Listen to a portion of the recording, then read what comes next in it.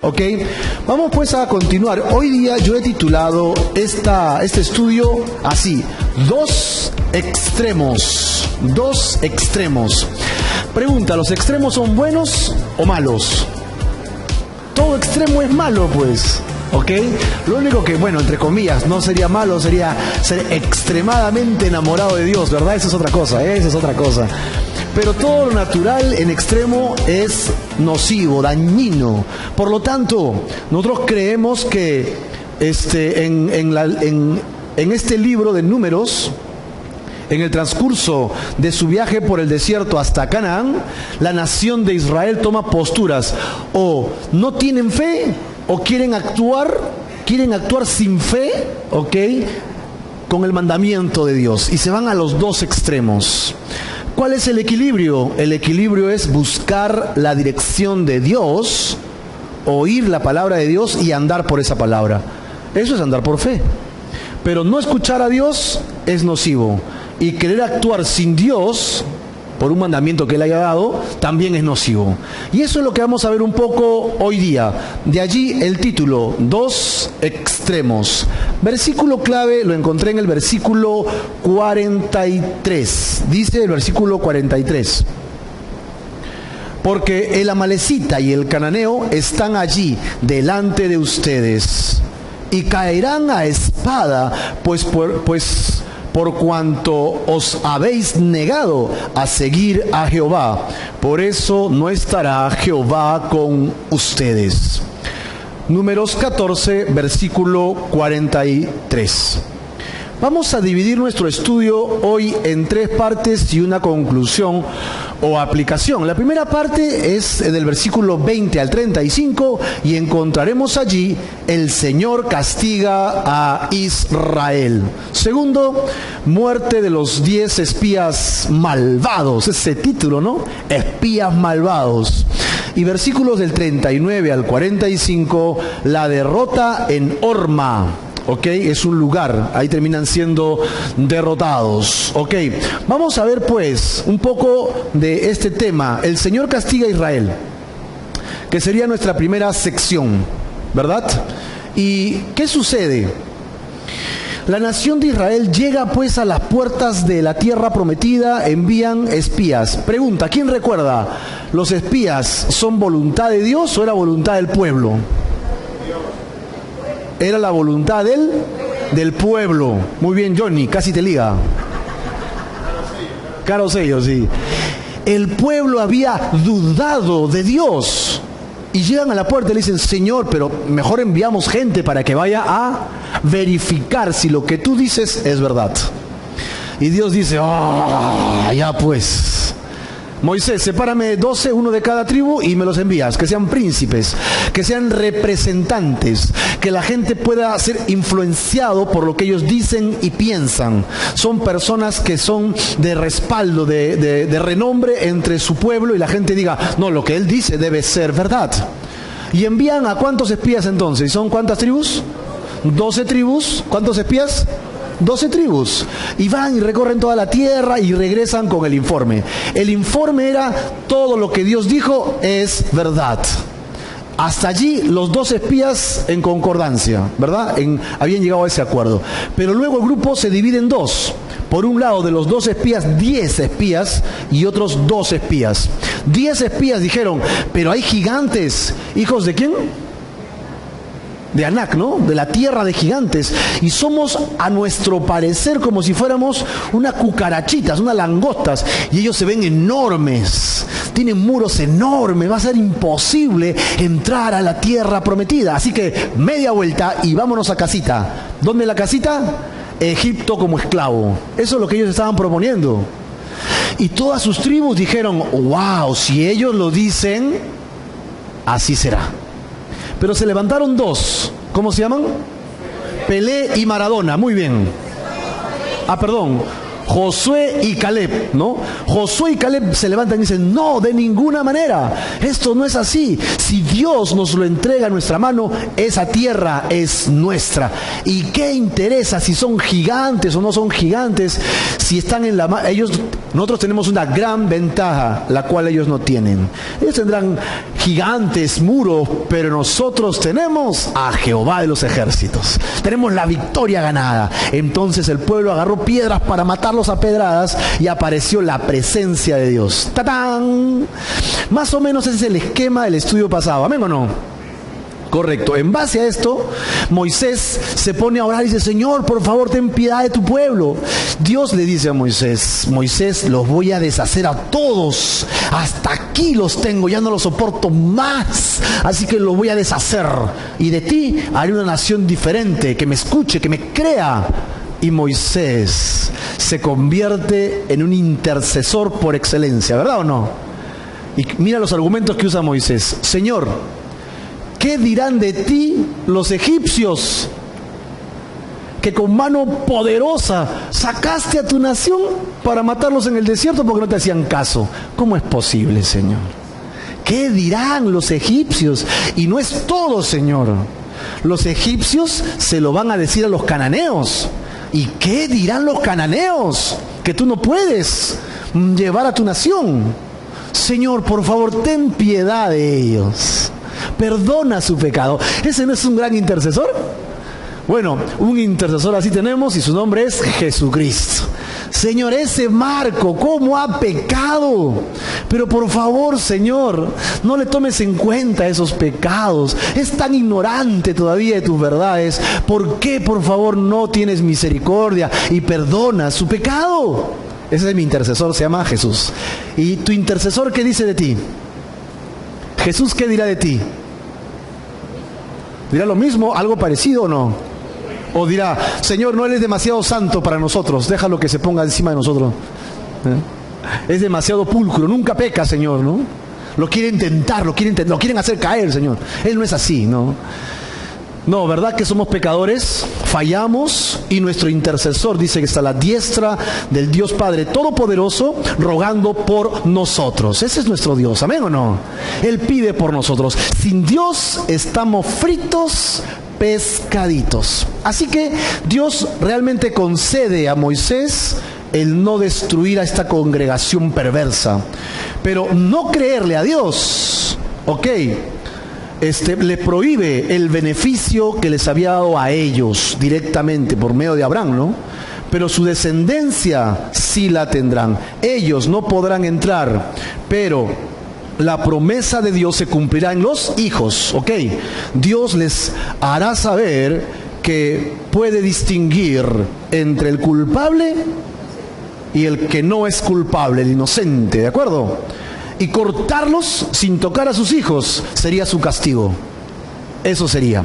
Más o menos esto es el contexto de lo que vamos a estudiar, del versículo 20 al 35. Ok, entramos al versículo 20 entonces. Versículo 20 al 21. Entonces Jehová dijo, yo lo he perdonado. ¿A quién ha perdonado Dios? Al pueblo, ¿de acuerdo? Yo he perdonado conforme a tu dicho, Moisés, ¿de acuerdo? Versículo 21. Mas tan ciertamente como vivo yo y mi gloria llena toda la tierra. Es decir, en mi propio nombre, por mi propia gloria, es que yo voy a hacer conforme a lo que tú, Moisés, me estás pidiendo en relación a estos, ¿no? En relación a estos. Ahora, yo tengo algo muy claro en Isaías 43:7, ¿no? ¿Sí? Dice Dios que para gloria suya nos ha formado, nos ha creado y nos hizo. ¿Dios nos hizo para nuestra gloria o para su gloria? Para su gloria. Si Dios nos hizo para su gloria, en el momento que yo yerro, que yo peco, que yo fallo ante Dios, Jesús dice, Señor, por tu gloria, sostén un poquito más a Marco. Por favor, sosténlo un poquito más.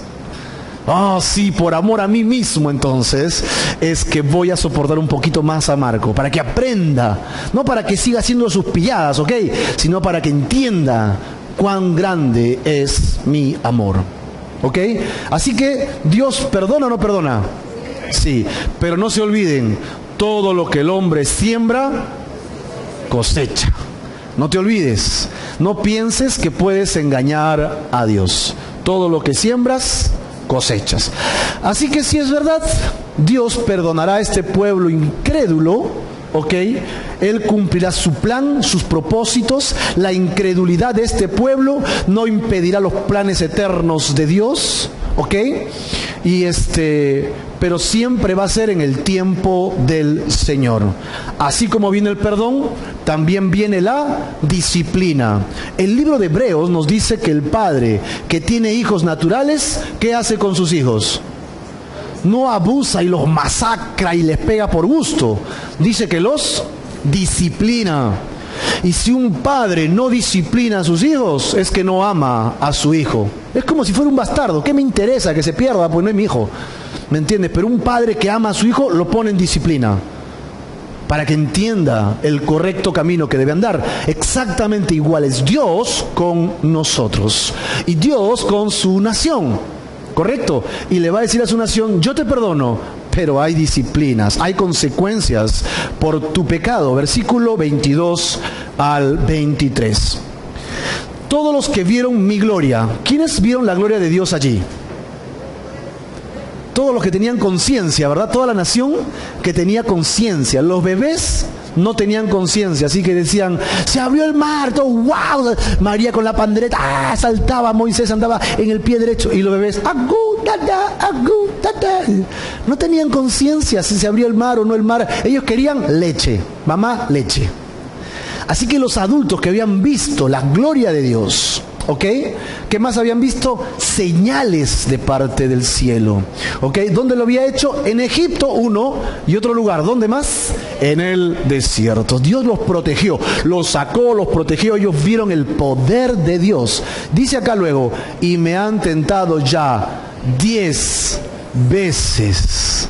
¿Cuántas veces perdonas a tu agresor? Sí, suena bonito, 70 veces 7, ¿verdad? Pero en la vida real, ¿cuántas veces perdonas a tu agresor? ¿Una más? Ay, Señor, dame amor, porque si me da fuerza lo agarro a patadas, ¿no? ¿Cómo somos nosotros? Dios lo ha perdonado 10 veces y nosotros, por cultura bíblica, sabemos que los perdonó muchas veces más todavía, ¿no? Exactamente igual es que lo que Dios quiere que hagamos nosotros. Si alguien te hiere, te ofende, te trata mal, pero viene arrepentido, ¿qué tienes que hacer? Perdonarle. Habrá consecuencias, obviamente. La relación ya nunca será igual, tal vez, pero que haya perdón, ¿ok? Luego dice: y no han oído mi voz. Me tentaron, 1, 2, no escuchan lo que yo les digo. Así que, versículo 23, no verán la tierra de la cual juré a sus padres. No, ninguno de los que me han irritado la verá. Así que no verán la tierra, es el castigo. ¿Ok? Y Dios, habiendo sido irritado, es juez y parte en este juicio contra los israelitas o los cananeos. ¿Ok? El castigo, pues, es la pena como pago de culpa de sus acciones. Es interesante. Tentar a Dios es desafiar con arrogancia a Dios para insinuarle, para provocarle a Dios a hacer algo que no está en sus planes. Y el pueblo de Israel tentó a Dios, ¿cuántas veces? 10 veces. Este pueblo sí era duro de cabeza, ¿no? Como decimos, cabezadura, ¿no entiendes? No entiendes el amor de Dios. ¿Recuerda la introducción a este estudio que hicimos? Dijimos: ay, ese Israel, ¿cómo no puede entender viendo el poder de Dios? ¿Cómo no se humilla a Dios de una vez? Ahora volteemos el espejo y nos miramos a nosotros. ¿Cómo te pareces a Israel? ¿Cómo me parezco a Israel? ¿Verdad o no? Habiendo visto el amor, la gracia de Dios, seguimos guardando rencor, seguimos haciendo pecados, seguimos teniendo pecados ocultos. ¿Cómo nos parecemos nosotros a esta nación, la nación de Israel? Proverbios 3:11 dice: no menosprecies, hijo mío, el castigo de Jehová, ni te fatigues de su corrección. ¿Tú has sido alguna vez disciplinado por Dios? ¿Alguien acá ha sido disciplinado por Dios? Sí, yo he sido disciplinado por Dios también. Tengo que confesarlo públicamente. He fallado siendo creyente, le he regado, le he malogrado, he pecado ante los ojos del Señor. Y el Señor agarra de... Marco, ¡ah! Ven para acá, siéntate, Marco. Quédate ahí, yo te voy a disciplinar. Yo, Señor, me voy a disciplinar. Fuego del cielo ahorita cae. Y en eso siento esos brazos amorosos de Dios. Pero eres mi hijo. Todo lo que siembras vas a cosechar, pero yo estoy contigo. Yo paso la disciplina contigo, Marco. ¿En serio? Sí. ¿Te das cuenta de lo que has hecho? Sí, es terrible, Señor. Eso me ha ofendido. Gravemente ha herido mi corazón. Me has herido, Marco. Pero ten en cuenta que yo te perdono porque estás arrepentido. La misericordia de Dios, disciplina del Señor. ¿Amén o no? Ahí bien sentadito, Marco. Quédate ahí, no te muevas. Disciplina del Señor. Todo lo que uno siembra, cosecha. Todo lo que siembras en la carne, recuerda, te va a saltar en la carne un día. No pienses que no va a ser así. Y todo lo que tú crees que haces en oculto y nadie se va a enterar, acuérdate, un día te va a saltar a ti y va a ser doloroso. No porque Dios sea malo, es producto y cosecha de lo que hacemos. Simplemente es eso. Y Dios se conduele con nosotros, pero Él es un Dios justo. Él es un Dios justo y no va a quitar la disciplina porque nos ama. ¿Amén o no? Si no nos amara, no nos disciplinara. No nos disciplinara. Así que tengamos en cuenta esa disciplina. El pueblo de Israel no oyó la voz de Dios. Se convirtió en indiferente a los mandamientos. Y como consecuencia, no verán la tierra. Como consecuencia, Dios hará que ellos no vean lo que le prometió. Pero no se lo había prometido primero a ellos, ¿verdad? Se lo había prometido primero a Abraham, después a sus descendientes. Ellos son una de las generaciones que pudo haber entrado y ver la gloria de Dios en la tierra prometida. Pero por la dureza de sus corazones es que Dios se lo impide. La siguiente generación es la que entrará y verá las bendiciones. Es que el pueblo de Israel tentó a Dios 10 veces desde que salieron de Egipto. Desafiaban continuamente con su actitud y su forma de vivir a Dios. Él fue paciente con ellos, pero ellos no cambiaban de actitud. Al contrario, eran un tropiezo para el resto del pueblo y de la nación. Por lo tanto, ahora los castiga porque el juicio de Dios ha caído sobre ellos. Recuerden, estamos en el tiempo de la gracia, ¿no? La misericordia de Dios se extiende como la liga. Está a punto de romperse, pero Dios un poquito más la extiende para que tú y yo entendamos que tenemos que apartarnos de nuestros caminos y venir a Dios. Pero el juicio de Dios ya viene.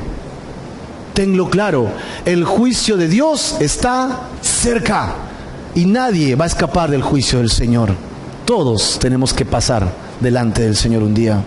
Así que era necesario que ellos aprendieran a asumir las consecuencias de sus actos. Ellos tenían que aprender estas cosas. Miqueas capítulo 6 versículo 9 dice: la voz de Jehová clama a la ciudad, es sabio temer a tu nombre.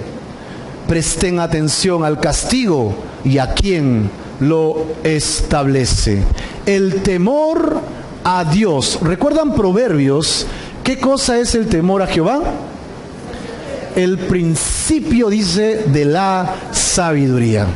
Temor a Jehová. ¿Quién entiende lo que significa temor a Jehová? Normalmente lo traducimos como respeto reverente a Dios, ¿no? Sí. Yo respeto a Dios. Como un hijo respeta a su padre, ¿no? Si papá, lo que tú digas, sí, papá, está bien, papá, ¿no? Ok, pero si tú te das cuenta, el contexto de Israel no es esa la idea. La idea es: yo soy Dios todopoderoso y tú tienes que temerme. A pesar de que Dios es bondadoso y misericordioso, Él no va a pasar por inocente al culpable. Así que Tú puedes dejar de tenerle miedo al hombre que puede matar tu carne, pero no puedes dejarle de temer a Dios, que puede enviar tu alma al infierno, dice la palabra de Dios. Dura cosa es caer en manos del Dios vivo. Dura cosa es caer en manos del Dios vivo. Y normalmente las iglesias actuales predican mucho sobre la gracia y ponen a Dios solo en una de sus facetas, cuando en realidad Dios es más completo. Dios es misericordioso, pero es un Dios justo, que no te va a pasar por agua tibia tus pecados, te los va a tomar en cuenta. Va a tomar en cuenta cada uno tus pensamientos y tus acciones y los pondrá en la balanza. Y la Biblia dice reiteradas veces en el Antiguo Testamento: teme a Jehová. Y en el Nuevo Testamento es implícito: teme a Dios. No le tengas un temor de que voy con la derecha, pero de repente Dios quiere que sea izquierda. ¡Ay, qué miedo! No sé cómo caminar. Por favor, no vayamos a esos extremos. El punto clave es: tu corazón debe estar humillado a Dios. Teme a Dios. Ora, lee la palabra, humíllate en oración al Señor, teme a Dios. Busca su presencia, busca la palabra, busca la revelación, la iluminación del Señor en las Escrituras. Ven a estudiar la palabra de Dios, teme al Señor. No te apartes ni a izquierda ni a derecha del camino de Dios. El camino de Dios. Ahora tenemos la gran ventaja: la palabra revelada. ¿Amén o no? Ya está, ya no hay nada que descubrir, ahí está toda la Biblia. Nos falta tiempo para estudiar toda la Biblia, para leer toda la Biblia. Estamos en Números. ¿Cuándo llegaremos a Apocalipsis, Señor? O sea, tenemos toda la Biblia como revelación de Dios para nosotros. 2. Y el Salmo y Pedro dicen que la paz de Dios está con aquel que le busca. Si tú quieres saber cuál es la voluntad de Dios, busca la paz de Dios que nos da el Espíritu Santo. ¿Esto está bien o está mal? La Biblia nos dice: no fuméis en las esquináis. No dice ciertas cosas. Textualmente no existe un versículo para cada pecado actual. Dice: no paséis mucho tiempo navegándois. No dice tampoco.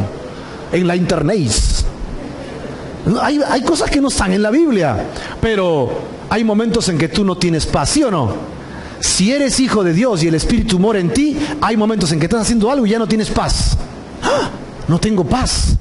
¿Qué tienes que hacer? ¿Qué tienes que hacer? Cortar, salir, huir. Porque aunque no sea malo lo que haces, ya no está dentro de lo que Dios quiere que hagas ese día.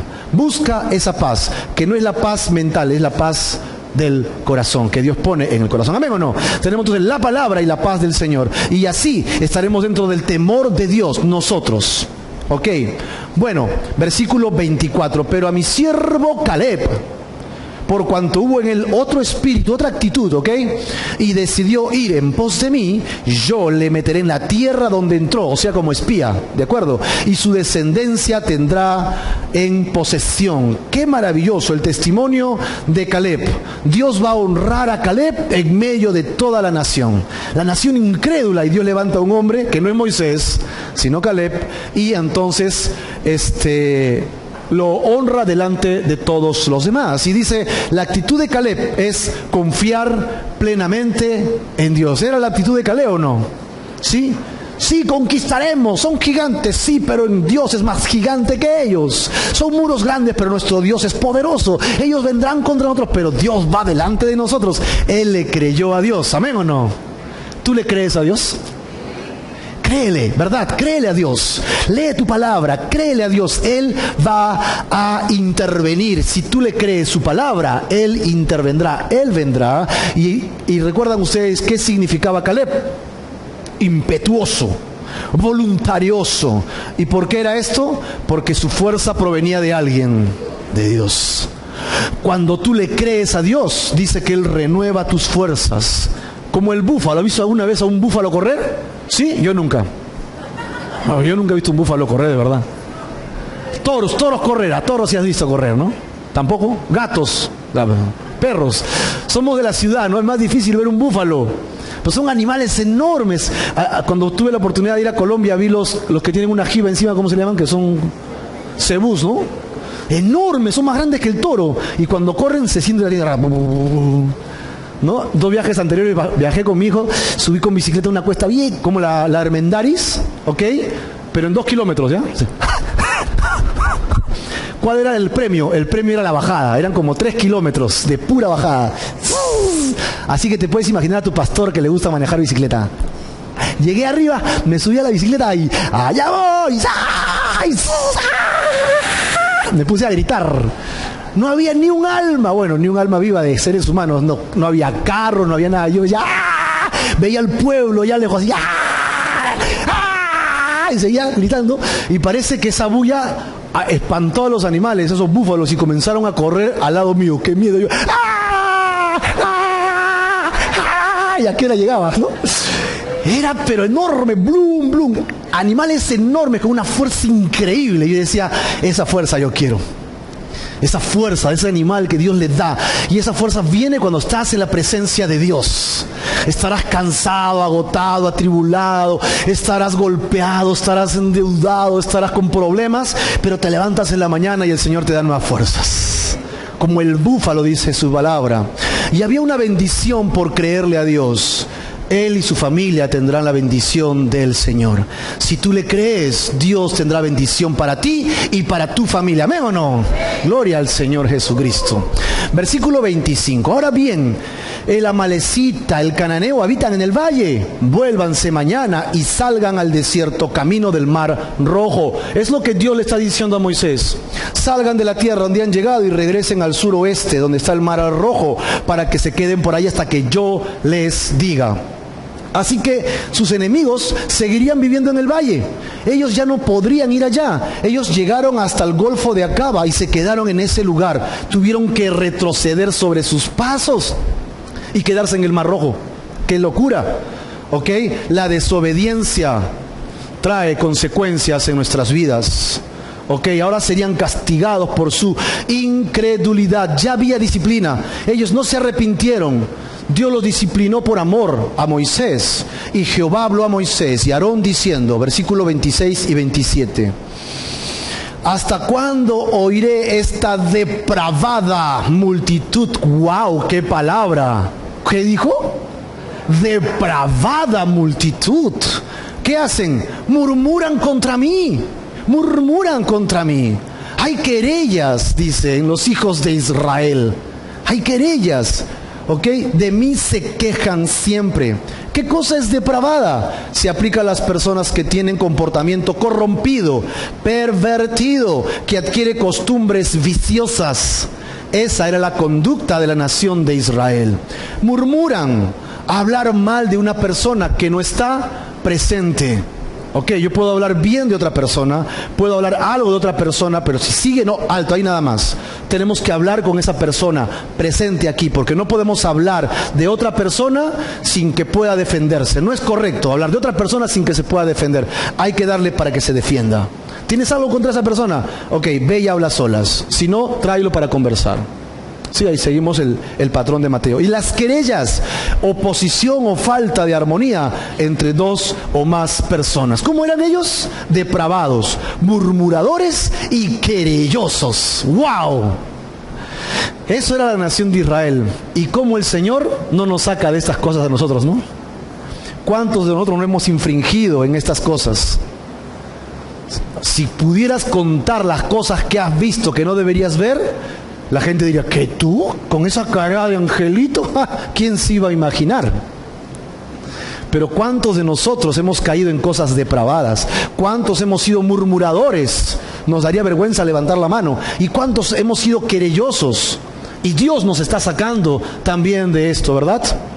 Ahora, versículo 28.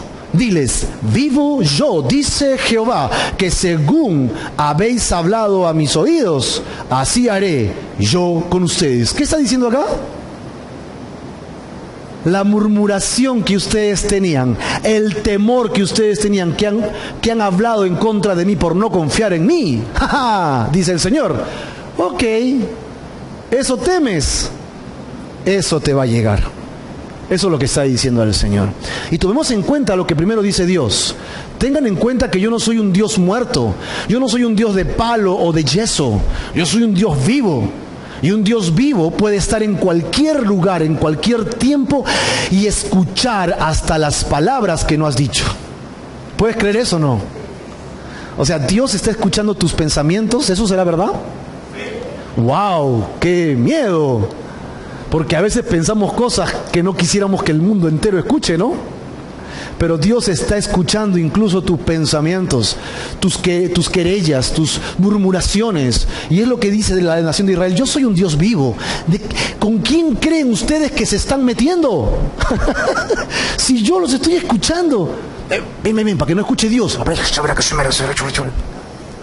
¿Qué? Dice Dios. Yo soy un Dios vivo, ¿ok? Y Dios hará tal como ellos habían hablado. Lo que ellos temían, eso les vendrá. Proverbios 10:24. Mira lo que dice el proverbio, ¿eh? Lo que el impío teme, eso le vendrá. Pero a los justos les será dado lo que desean. Al final tú tienes lo que quieres. El malo trama, no calcula, insinúa, esfuerza por aquí, mete cizaña por allá. Eso le va a venir. Eso le va a venir. Pero el que busca a Dios dice: ok, serán así, serán buenos, serán malos. Yo busco a Dios. Aún con mis errores, yo busco a Dios. Señor, solo te pido que me guardes. Solo te pido que cuides a mis hijos, que me bendigas. ¿Qué cosa me va a venir? Eso me va a venir. Bendición. No trames. No hagas, no tejas. Deja que Dios haga las cosas. Qué terrible vivir tejiendo, ¿no? Oh, no, pero si yo le digo esto, entonces va a responder así. Y justo quiero que lo diga delante de él. Entonces voy a concertar una cita y justo lo voy a hacer coincidir el mismo día. Y cuando yo llegue, hola, oye, qué casualidad, ¿qué haces por acá? Hay gente que hace toda esa maquinación increíble, ¿no? Las telenovelas le quedan chicos. Eso para hacer libretos de películas. Les puede servir gente así. Yo no podría hacer eso. Yo honestamente tengo una memoria muy fallida. Sí, yo todo tengo que apuntarlo. Así que hacer eso para mí es complicadísimo. ¿Para qué me voy a desgastar en eso cuando tengo un Dios vivo? ¿Amén o no? Y que Él me protege, Él me cuida. Gloria a Dios. Versículo 29. En este desierto caerán vuestros cuerpos. Todo el número de los que fueron contados entre ustedes de 20 años arriba, los cuales han murmurado contra mí. Entonces, esto es producto de su incredulidad. Su castigo será que nunca verán la tierra que había sido prometida desde tiempo antes para que ellos la vieran. Y esa generación no entrará a la tierra prometida. ¿Quiénes eran? Los de 20 años para arriba, que ya se consideraban conscientes de sus acciones y habían murmurado contra Dios. Verso 30. Vosotros, a la verdad, no entrarán en la tierra por la cual alcé mi mano. ¿Y qué hizo Dios? Juró. Dios alzó su mano y dijo: juro. ¡Wow! ¡Qué bravo! A mí no me gusta jurar. Pero Dios dijo: yo juro que os haría habitar en ella, exceptuando a dos. ¿Quiénes son? Caleb, hijo de Jefone, y Josué, hijo de Nun. Juré, ¿no? Jurar es una promesa o una declaración invocando algo. En este caso Dios jura por sí mismo porque no hay nadie más grande que Él, ¿verdad? Y Él cumplirá su promesa de sí, entrarían de todas maneras, pero aquella generación de 20 años arriba no lo harán. Solamente dos. ¿Quiénes son? Caleb y Josué, los que le creyeron a Dios. Otra vez, ¿le crees a Dios o no? ¿Cuántos Josués hay acá? Josuesas, ay, da. ¿Cuántas Calebas? ¿Y cuántos Calebs, no? Aquí estamos, gloria a Dios. Estamos creyéndole a Dios. Y si le crees a Dios, va a haber bendición para ti y tu familia. Confía en Él, ¿recuerdan? Y Él hará. En el desierto, todos aquellos mayores de 20 años no entrarán en la tierra prometida. ¿Qué cosa pasa en el desierto? Algo es trabajado en el desierto. Moisés estuvo en el desierto 40 años. Jesús estuvo en el desierto 40 días. Y si tú ves a los grandes hombres, todos tuvieron su desierto. ¿Y qué pasa en el desierto? Dios trabaja algo. El ego. Moisés, por ejemplo, príncipe de Egipto, ¿no? El hombre dice que nadie podía contra él ni en palabra ni en acción. Imagínate un príncipe de Egipto con su metralladora de, ¿cómo se llama?, de 30 pulgadas acá, ¿no? Con su iPhone bien preparado. Tú le venías a decir algo y, ¿qué has dicho? Yo soy príncipe. Fuera acá. Venía otro, gente importante, y le hablaba con argumentos y le decía, pero yo tengo todo este... Espérate, esa palabra no la conozco. Wikipedia. Esa palabra significa tal cosa. Era poderoso en palabras y en acción. Y muchos creen que Moisés era un general importante y que muchas conquistas que se hicieron en Egipto fueron por mano justamente de Moisés. Poderoso, un tipo poderoso. ¿Y cómo acabó 40 años haciendo qué? Pastoreando ovejas en el monte, sin nadie. ¿Qué cosa crees que estaba trabajando Dios allí? El ego. Él todo lo podía, él todo lo sabía, y ahora Dios trabajó su ego. Solamente dependía de Dios para que llueva, para que coman los animales y cuidarlos. Dios trabaja el ego. Y Dios nos hace pasar por nuestros propios desiertos. ¿Para qué? Para trabajar nuestro ego. Dios permitió que Saulo de Tarso se convirtiera, pero él no se convirtió en el gran Pablo que fue al día siguiente. Tuvieron que pasar más de 10 años. ¿Haciendo qué? Todos creen, haciendo carpas. Y el gran predicador se estaba desperdiciando. No, estaba haciendo carpas para vivir. Muchos creen que como era del Sanedrín, tuvo que haber sido casado a los 20 años. Y si él tenía más de 20, su mujer o lo dejó, ¿ok? O era divorciado o era viudo. Así que tenemos una familia quebrada. Tenemos que nunca más menciona a sus padres. Posiblemente sus padres lo botaron de la casa. Por eso es que tuvo que hacer carpas de nuevo. ¿Qué pasó con el gran Pablo? ¿Dios qué hizo? Lo humilló. Y recuerdan lo que significaba Saulo, el grande. Ahí entra el grande, déjale un aplauso para el grande. ¡Ay! Y entraba Saulo, ¿no? Discípulo de Gamaliel, tremendo tipo. ¿Quién podía contra él? Dice que de su promoción 5 estrellitas tenía él, ¿no? Lo máximo era él. Nadie podía contra él. Y luego Dios le dice, ya no será más tu nombre Saulo, sino será Pablo. ¿Y sabes qué significa Pablo? Pequeño. Ahora ya no vas a ser el gran Saulo, sino vas a ser el menudo pequeño. Ahí entra el pequeño. Justo entra mis 2 hermanas, no es por ustedes, ¿eh? Ahí entra el pequeño. Y entonces entraba el pequeño, ¿no? Porque ¿quién es el grande? Dios es el grande y nosotros somos los pequeños. Cuando entendamos eso, Dios nos podrá usar. A Dios no le importa tu talento, tu calidad, tus esfuerzos, no le interesa lo que tengas, lo que no tengas. Dios puede hacer eso así. A Dios le interesa tu corazón humilde y servicial. Eso es lo que Dios quiere y por lo tanto lo primero que trabaja es la humillación. Y en portugués, ¿cómo es? Humillação. Humillação. Y la tierra prometida, solamente entrarán Josué y Caleb y entrarían a la tierra prometida y serían los conquistadores.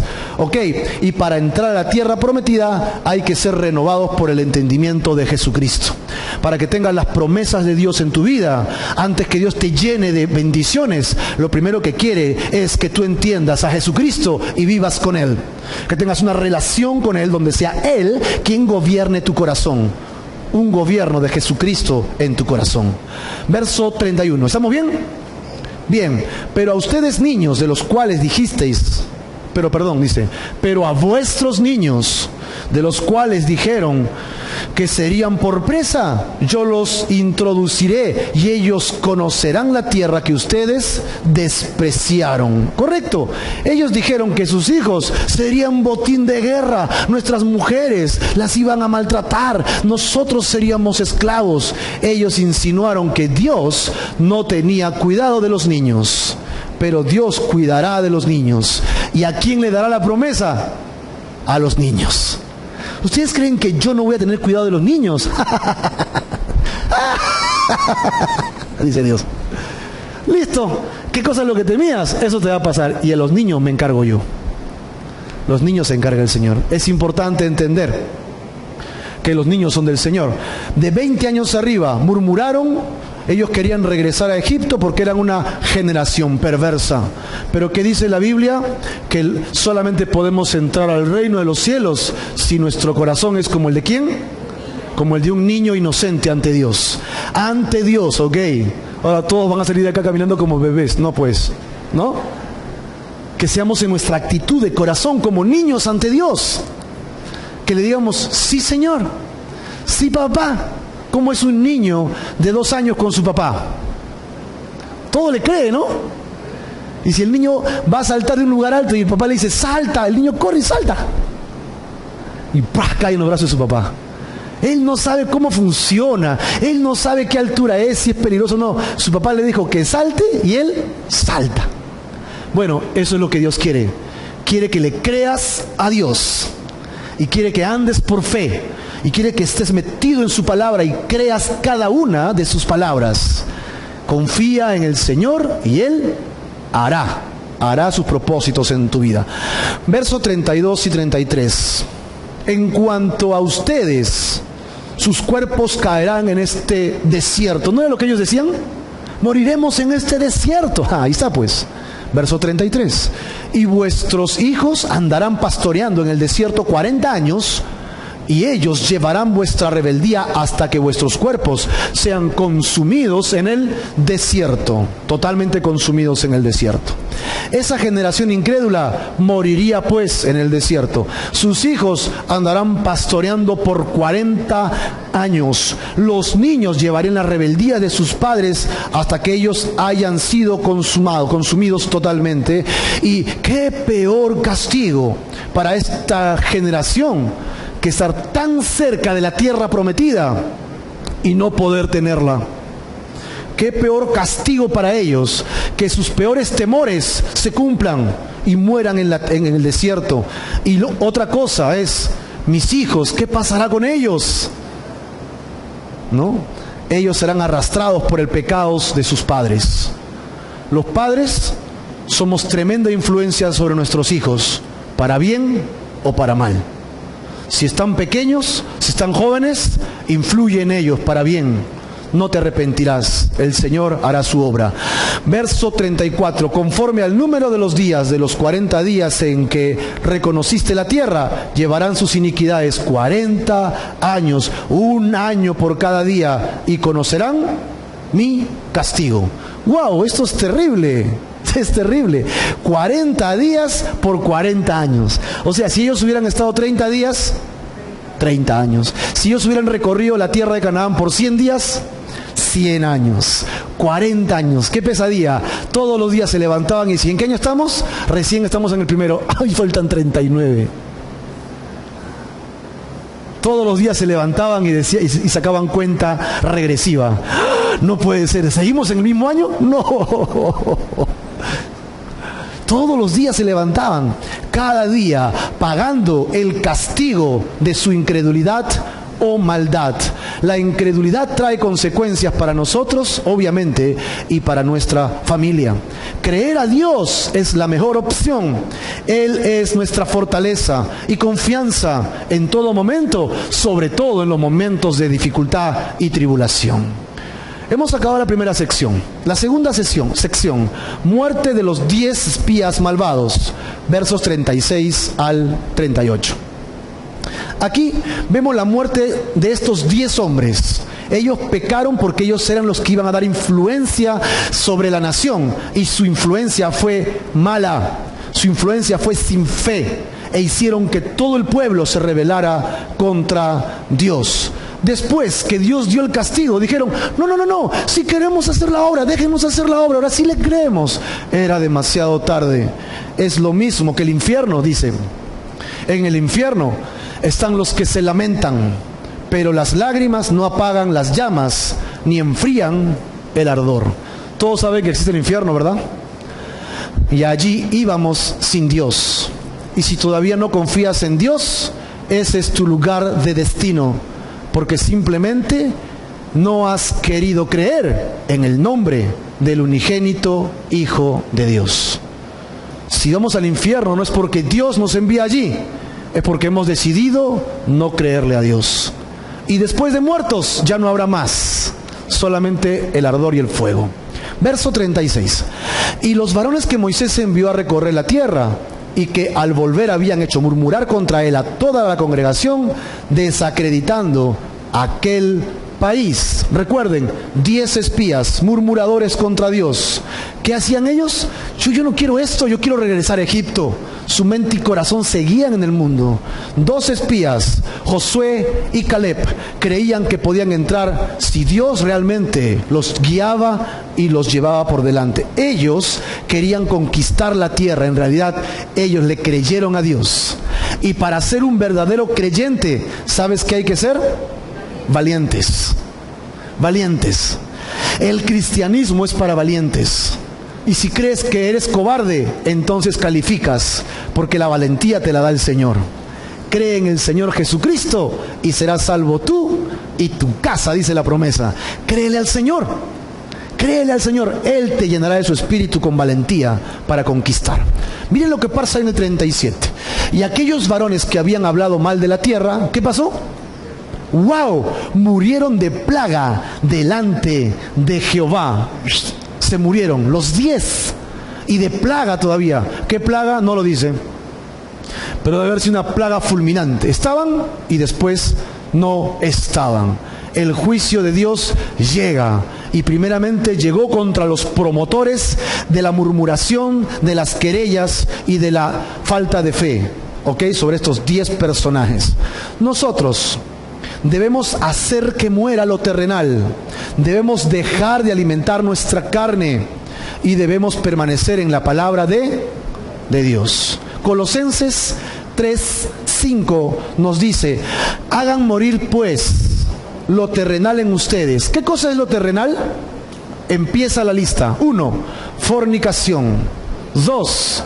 Impureza. 3. Pasiones desordenadas. 4. Malos deseos. El último, avaricia, ¿no? Lo cual es idolatría. Así que estas cosas terrenales son cosas en las que nosotros ya no debemos seguir viviendo. Verso 38. Pero Josué, hijo de Nun, y Caleb, hijo de Jefone, quedaron con vida de entre aquellos hombres que habían ido a reconocer la tierra. Josué, ¿qué significaba? ¿Recuerdan? Salvación, correcto. ¿Representa a Jesús? Solo en Él obtenemos salvación, amén o no, y victoria, vida eterna. Caleb significaba impetuoso, correcto, y representa la fuerza que proviene solamente de Dios, Dios Todopoderoso. Así que tenemos acá 2 espías que quedaron vivitos y coleando, 10 espías que murieron, y tenemos a Moisés y Aarón, que eran los intercesores. En este cuadro nosotros tenemos lo siguiente: el juicio de Dios empieza por los 10 espías. Los 10 espías que habían influenciado en Israel. Empezó con ellos porque representaban a cada tribu y eran responsables. Fue por ellos que todo el pueblo cayó en falta de credulidad. Y el Dios justo cumple su justicia, su sentencia, y primero empieza con ellos. Es curioso que la Biblia en el Nuevo Testamento dice, citando el Antiguo, que el juicio de Dios empieza primero por su propia casa. Y si alguien no quiere ser juzgado por Dios, autoevalúese primero a sí mismo. Cosa que cuando venga el juicio, estoy libre. ¿Me dejo entender? Dios, antes de juzgar el mundo por sus pecados, primero va a abrir la puerta de Capilla Calvario Fe y va a decir: ¿cuántos son acá? Fila de 1, por favor. Las damas a la izquierda, los caballeros a la derecha, para que no se peleen, ¿sí? Vengan los caballeros. Y va a empezar a juzgar nuestras acciones, pensamientos, nuestra fe, nuestro cristianismo. Pero antes que Dios me juzgue, yo tengo su palabra. Él me va a juzgar por su palabra. Así que voy a su palabra y digo: esto está mal, esto lo saco de mi vida, esto lo saco de mi vida, con esto estoy luchando. Y cuando venga el juicio, entonces ya no va a haber nada de qué juzgarme, porque ya saqué todo de mi vida. Es una bendición la palabra de Dios, ¿no? Vivieron, decía aquí, muerte y vida. Muerte, lo carnal nos lleva a la muerte eterna para ser esclavos del pecado. Pero la vida, lo que es del Espíritu, es vida y paz. Libres y guiados por el Espíritu, como dice Romanos 8, versículo 6. Porque el ocuparse de la carne, ¿qué cosa es? Muerte. Ya no nos ocupemos más de la carne, ¿ok? Porque lo que viene de la carne trae muerte. Pero el ocuparse del Espíritu Santo de Dios, ¿qué cosa trae? Vida y paz, ¿no? Muy bien, entramos a la última parte de nuestro estudio. La derrota en Horma. Horma. Aquí encontraremos el otro extremo del pueblo. ¿Cuál era un extremo? Su falta de fe. Viene el juicio, ahora ellos agarran y dicen, no, ahora sí queremos hacer la obra de Dios. Pero Dios, ¿qué cosa le había dicho? Regresen, ¿no? Al Mar Rojo, regresen. No, ahora sí queremos hacer la obra de Dios. ¿Y ahora en qué quieren hacer la obra de Dios? En su carne. ¡Ay, estos israelitas! ¿Cómo no entienden? ¿Por qué no son obedientes? ¿Sí o no? Ahora volteemos el espejo. ¿Qué tal tú? ¡Ay, los israelitas y nosotros! Que somos desobedientes, que no entendemos la voluntad de Dios. Verso 39, entonces, la derrota en Horma. Y Moisés dijo estas cosas a todos los hijos de Israel, y el pueblo se enlutó mucho. Dijo, Moisés informó al pueblo que ellos no entrarían, que vagarían 40 años. Pero el pueblo se afligió, sintió una tristeza muy profunda en su corazón. Versículo 40. Y se levantaron por la mañana y subieron a la cumbre del monte, diciendo, hemos aquí para subir al lugar del cual ha hablado Jehová, porque hemos pecado. ¡Ay, qué tarde! Así que se levantaron por la mañana. Por la mañana es bien temprano, ¿no? Es decir, no vamos a dejar que pase un día más. Hay desesperación, impaciencia, aflicción. Segundo, subieron a la cumbre del monte y pensaron que con sus fuerzas podrían vencer a sus enemigos y conquistar la tierra prometida.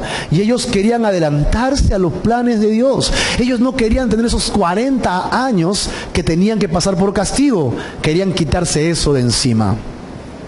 Pero Dios les dijo que ellos estarían 40 años, que vagarían por su incredulidad. Solamente dos entrarían y habían perdido su oportunidad. No desprecies las oportunidades que Dios nos da. Cuando viene la oportunidad de obedecer, sé obediente. No quisieron entrar en la tierra cuando Dios quiso que entraran, pero ahora se atreven a saltar, a correr e irse temprano al monte. Esto se llama presunción. ¿No? Presunción. Así que los israelitas vieron con claridad cuál era el cambio que debían haber seguido. Se encontraron ante la elección de entrar en la tierra por la fe o de volver atrás, y decidieron regresar al desierto y a Egipto. Sin embargo, cuando miraron el desierto, cambiaron de opinión y decidieron que la tierra prometida, con sus ciudades, con sus gigantes, no era tan peligroso como lo era el desierto. Y esto no fue una decisión basada en su fe, sino más bien en sus experiencias. 2 años ya tenían en el desierto, ¿ok? Y así presumieron que podían introducirse en la tierra, por lo tanto, decidieron hacerlo en su propio esfuerzo. Necesitamos tener cuidado en cuanto al andar por fe y el andar por presunción, ¿sí? No le creemos a Dios y por otro lado queremos hacer la obra de Dios sin Dios. Son 2 extremos peligrosísimos y es importante que entendamos algo. Hay que estar en la palabra de Dios, en oración, para estar seguros de que estamos haciendo lo que Dios quiere, porque ni en un extremo ni en el otro hay bendición. Solo trae consecuencias. En el medio hay bendición. Versículo 41. Y dijo Moisés, ¿por qué quiebran el mandato de Jehová? Esto tampoco les va a salir bien. Presunciosos, tercos. Así que Moisés indica que están quebrantando la orden del Señor. Y lo que el pueblo tramaba tampoco va a resultar, porque no venía del Señor. Primera de Juan 3:4. Miren lo que es pecado. Todo aquel que comete pecado infringe la ley. Está citando el Antiguo Testamento. Pues el pecado, ¿qué es? Infracción de la ley. ¿Ellos estaban infringiendo la ley? Sí. Entonces, ¿qué estaban haciendo? Estaban pecando. Cuando tú infringes el mandamiento de Dios, cuando Dios es claro en tu corazón qué tienes que hacer y qué no tienes que hacer, y tú lo quiebras, tú no obedeces, ¿qué estás haciendo? Pecando. Pecando. Hoy día tienes más conocimiento que el domingo pasado. Si no haces lo que la palabra dice, ¿qué estás haciendo? Pecado. Y así andamos nosotros. Verso 42, 3 más y acabamos.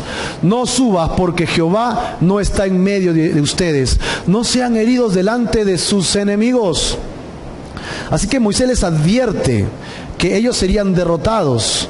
Como consecuencia de su desobediencia, serían heridos. Dios no estaría con ellos.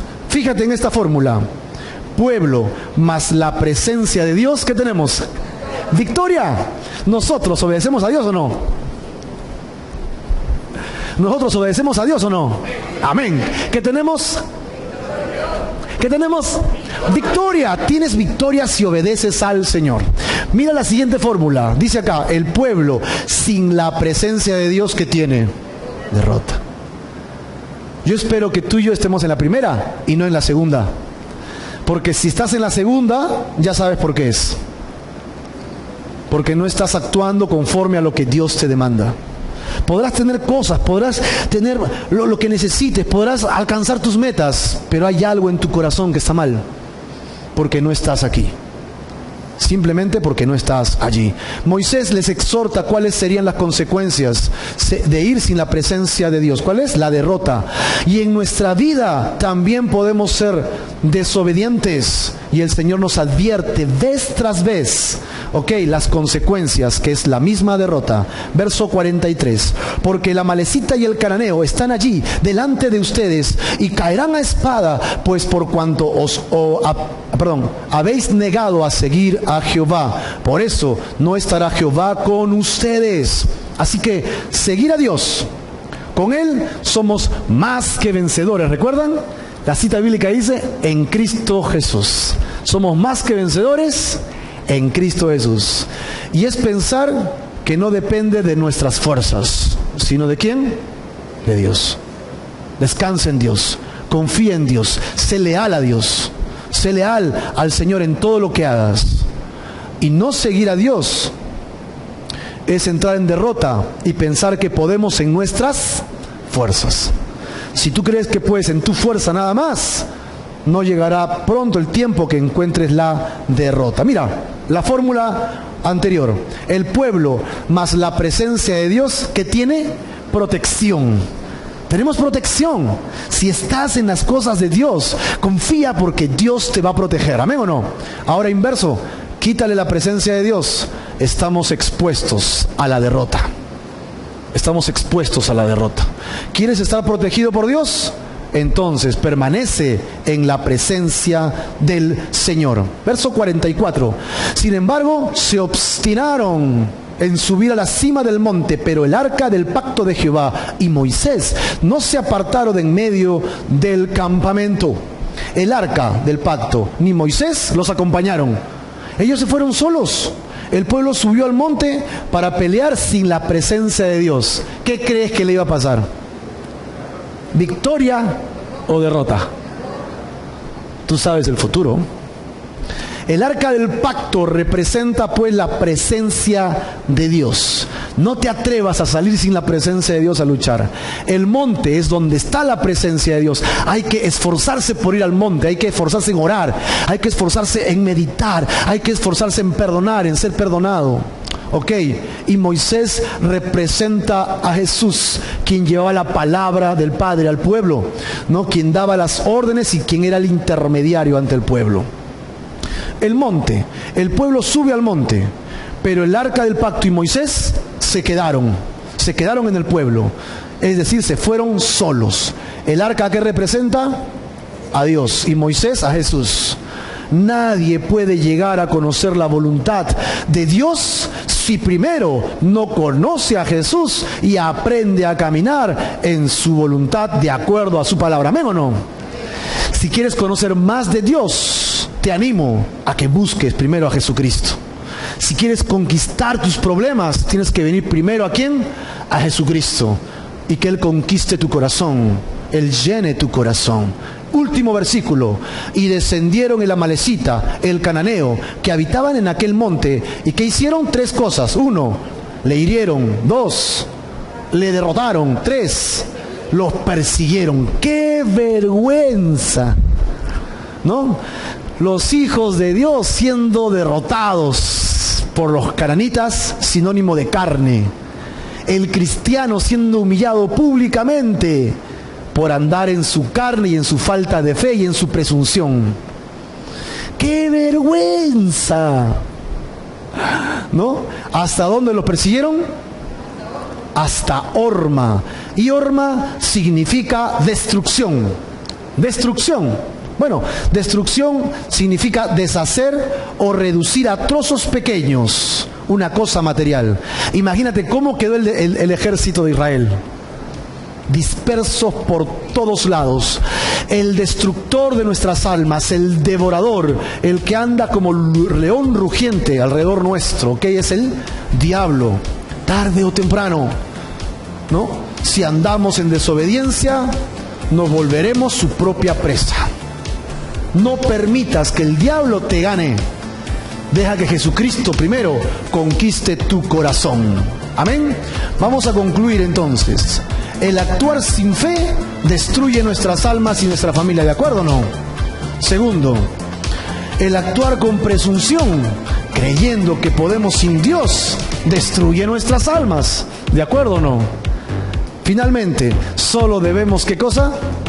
Confiar en el Señor. ¿Confías en Jesucristo?